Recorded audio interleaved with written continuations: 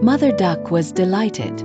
She loved each of them dearly, except for one last egg that took its time.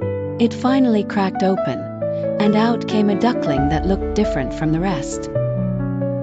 This duckling was bigger, and its feathers were gray and shaggy. The other ducklings were yellow and cute, but this one was not quite like the others. "How ugly it looks," thought the animals around the pond. As the days passed, the ugly duckling felt very sad.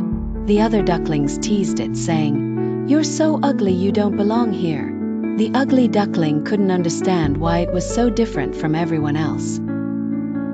Feeling miserable, the ugly duckling decided to run away. It wandered around, meeting various animals, always feeling out of place.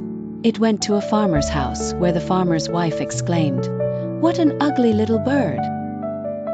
The farmer's children tried to play with it, but even they laughed at its appearance. After many adventures, the ugly duckling stumbled upon a beautiful lake. It was spring and the air was warm.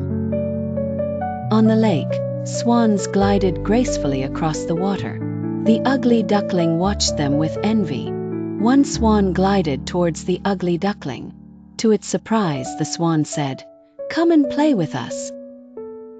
When the ugly duckling looked into the water, it saw its reflection. It was not an ugly duckling anymore. It had grown into a magnificent swan.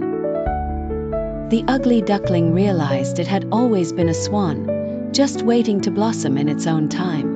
The once sad duckling was now a part of the family of swans, happy and free. And from that day on, the ugly duckling knew that it was beautiful. The other animals admired the graceful swan that had once been the ugly duckling. No matter how it might have felt before, it had found its true beauty and place in the world.